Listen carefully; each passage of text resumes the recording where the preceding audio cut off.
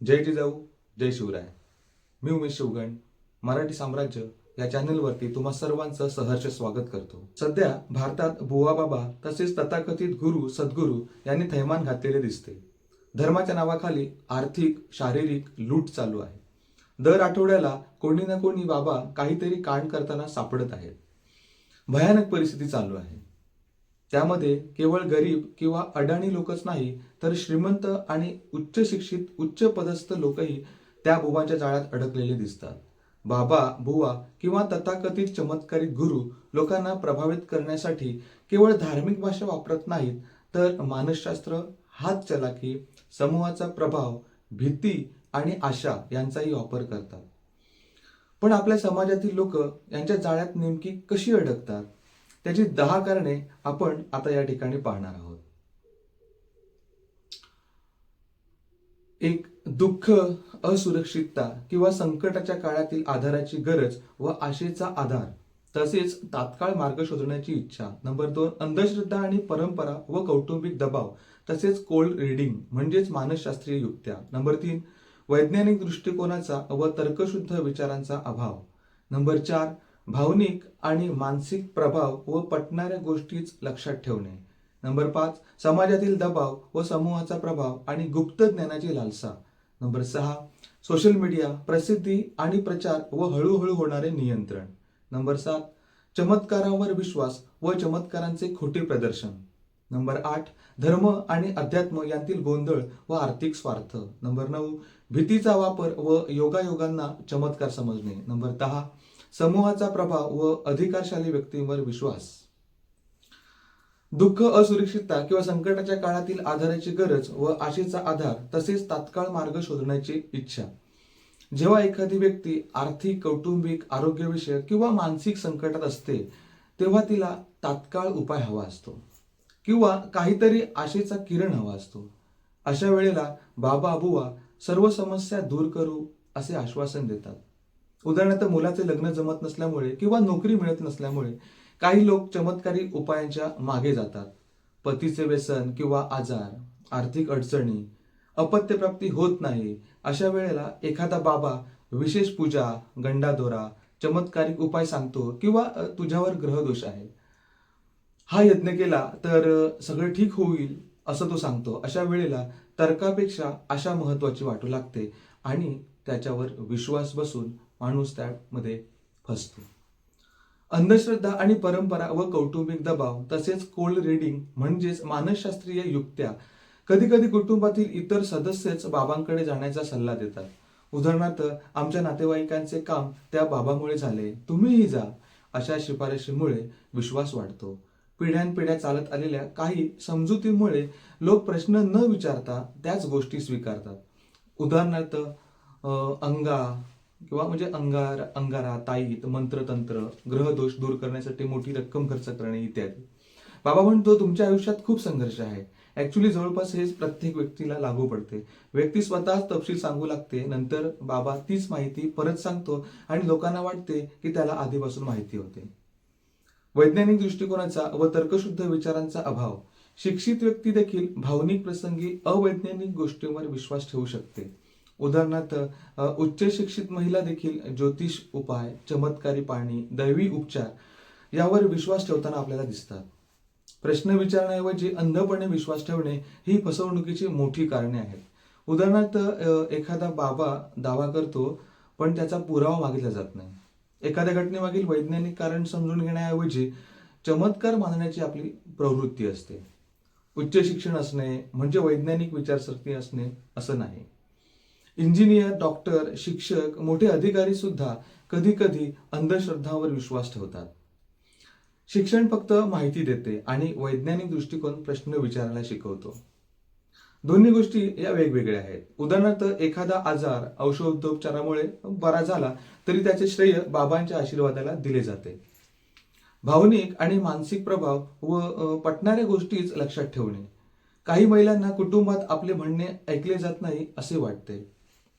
बाबा किंवा बुवा यांच्याशी प्रेमाने बोलतो, सहानुभूती दाखवतो. म्हणजे उदाहरणार्थ, एखादी एकटी राहणारी किंवा मानसिक तणावात असणारी महिला बाबाकडे जाते. तो तिच्या समस्या ऐकतो आणि हळूहळू तिचा विश्वास जिंकतो. काही बाबा तर अत्यंत प्रभावीपणे भाषणे, धार्मिक वातावरण, संगीत आणि मोठे कार्यक्रम यांचा वापर करून लोकांवर प्रभाव टाकतात. दुःख, एकटेपणा आणि नैराश्य यामुळे लोक प्रभावाखाली येऊ शकतात. उदाहरणार्थ जोडीदाराचा मृत्यू, घटस्फोट, मुलाचा मृत्यू, सामाजिक एकाकीपणा. अशा वेळेला बाबा प्रेमाने बोलतो, वेळ देतो, त्यामुळे व्यक्तीला वाटते कोणीतरी मला समजून घेते. नंतर हे भावनिक अवलंबित्व वाढते. समाजातील दबाव व समूहाचा प्रभाव आणि गुप्त ज्ञानाची आपल्याला लालसा असते. लोकांना विशेष किंवा गुप्त ज्ञान मिळवण्याची इच्छा असते. उदाहरणार्थ भविष्य जाणून घेणे, लॉटरी लागणे, इतरांच्या मनातील गोष्टी जाणणे, शत्रूवर विजय मिळवणे इत्यादी. बाबा यावर दावा करतो की हे ज्ञान फक्त माझ्याकडे आहे, मी हे काम करू शकतो. आणि अशी जी गोष्ट असते तीच गोष्ट लोकांना आकर्षित करते. जेव्हा अनेक लोक एखाद्या बाबाचे अनुयायी असतात तेव्हा नवीन व्यक्तीलाही तो खरा वाटू लागतो. उदाहरणार्थ शेकडो लोक नमस्कार करताना पाहून इतके लोक चुकीचे कसे असतील, असा एक विचार निर्माण होतो. सोशल मीडिया, प्रसिद्धी आणि प्रचार व हळूहळू होणारे नियंत्रण. TV, social media, YouTube, Facebook आणि मोठ्या जाहिरातीमुळे काही बाबांची प्रतिमा अतिशय प्रभावशाली बनते. बाबांचे मोठे प्रचार जाळे तयार होते. उदाहरणार्थ 7 दिवसात समस्या दूर, 100% हमखास उपाय. अशा जाहिराती लोकांना आकर्षित करतात. अनेक आश्रम किंवा पंथ लोकांना एका कुटुंबासारखा अनुभव देतात. उदाहरणार्थ सत्संग, सामूहिक कार्यक्रम, सेवा कार्य. लोकांना अशा ठिकाणी मित्र भेटतात, नवीन ओळख मिळते. हळूहळू व्यक्ती संस्थेशी इतकी जोडली जाते की चुकीच्या गोष्टीही योग्य वाटू लागतात. बहुतेक बाबा सुरुवातीला मोठ्या मागण्या करत नाहीत. क्रम कसा असतो बघा.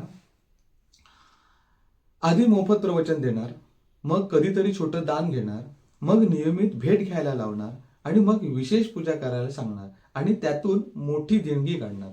नंतर माणसाची त्यावर पूर्ण निष्ठा बसणार. यालाच फूट इन द डोअर टेक्निक असं म्हणतात. यातच भल्या भल्या व्यक्ती अडकतात. चमत्कारांवर विश्वास व चमत्कारांचे खोटे प्रदर्शन. काही बाबा आधीपासून माहिती गोळा करून लोकांसमोर चमत्कार केल्यासारखे दाखवतात. उदाहरणार्थ एखाद्या व्यक्तीची माहिती आधी मिळवून सार्वजनिक कार्यक्रमात ती सांगितली जाते आणि लोकांना तो अंतर्यामी वाटू लागतो. मानवी मेंदूला असामान्य गोष्टी आकर्षित करतात. लोकांना कष्ट न करता झटपट यश, पैसा किंवा समस्या सोडवण्याचा मार्ग हवा असतो. याच मानसिकतेचा फायदा काही बाबा घेतात. लोकांना जे पटते तेच ते लक्षात ठेवतात. म्हणजे उदाहरणार्थ बाबाने 10 भविष्यवाण्या केल्या, त्यातील एक खरी ठरली की लोक म्हणतात की वाह, बाबाने किती अचूक भविष्यवाणी सांगितली. उरलेल्या 9 गोष्टी विसरल्या जातात. हे लक्षात ठेवा. धर्म आणि अध्यात्म यातील गोंधळ व आर्थिक स्वार्थ. खरे अध्यात्म, नैतिक मूल्य आणि तथाकथित चमत्कार यातील फरक अनेकांना समजत नाही. काही बाबांनी धर्माला व्यवसाय बनवलेला असतो. उत्पन्नाचे मार्ग निर्माण केलेले असतात. दान, विशेष पूजा, यज्ञ, ताईत, वास्तू उपाय, जमीन आणि मालमत्ता वगैरे वगैरे. खरं तर लोकांच्या श्रद्धेतून मोठी आर्थिक साम्राज्य उभी राहू शकतात. हे बाबा बुवा आणि तथाकथित गुरु सद्गुरू यांनी दाखवून दिले आहे. भीतीचा वापर व योगायोगांना चमत्कार समजणे. अनेक बाबा बुवा हे लोकांच्या भीतीवर व्यवसाय उभा करतात. भीती निर्माण करणे हे फसवणुकीचे मोठे साधन असते. तुमच्या घरावर काळी छाया आहे, तुमचे पूर्वज नाराज आहेत, तुमच्यावर कोणीतरी करणी केली आहे. त्यामुळे माणूस आधी घाबरतो, मग उपायासाठी पैसे खर्च करतो. उदाहरणार्थ घरात एखादा आजारी पडला की लगेच कोणीतरी म्हणतो हे साधा आजारपण नाहीये आणि मग बाबा बुवा यांचा प्रवेश होतो. जीवनात काही गोष्टी योगायोगाने घडतात. बाबाने ताईत दिला, 2 महिन्यांनी नोकरी लागली. अशा वेळेला व्यक्तीला वाटते त्या ताईतमुळेच नोकरी लागली, पण प्रत्यक्षात ती व्यक्ती अनेक मुलाखती देत होती याचा विचार होत नाही. कारण आणि परिणाम संबंध नसतानाही लोक संबंध जोडतात. दुसरं उदाहरण म्हणजे 100 लोकांपैकी 2 जणांचे काम योगायोगाने झाले. ते सर्वत्र सांगतात की बाबांच्या कृपेने झाले, पण उरलेल्या 98 लोकांच्या अपयशाकडे कोणी लक्ष देत नाही. याला मानसशास्त्रात सिलेक्शन बायस असं म्हणतात. समूहाचा प्रभाव व अधिकारशाली व्यक्तीवर सहज विश्वास. कुटुंब किंवा गावातील इतर लोक एखाद्या बाबाचे अनुयायी असतील तर नवीन लोकही त्यांच्या मागे जातात. लोक अनेकदा स्वतः विचार करण्याऐवजी समूहाचे अनुकरण करतात. लोकांना गणवेश, पदवी, मोठा जमाव पाहून विश्वास बसतो. उदाहरणार्थ, हजारो लोक चरणस्पर्श करत आहेत, मोठे राजकारणी भेटायला येत आहेत, टीव्हीवर कार्यक्रम येतो. या सर्व गोष्टीमुळे सामान्य माणूस असा विचार करतो की इतके लोक चुकीचे कसे असतील किंवा मीच चुकीचा कसा असेल. यालाच ऑथॉरिटी बायस असं म्हणतात.